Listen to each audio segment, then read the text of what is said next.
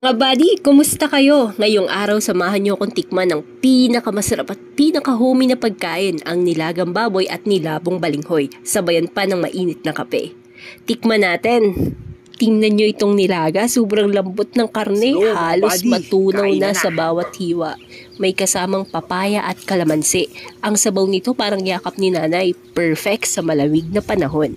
At dahil nga kakatapos ko lang mag-workout ay baliwala ang punong-punong pagkain ng kanin at nilaga. Sabahan pa ng mainit na kape, suabe.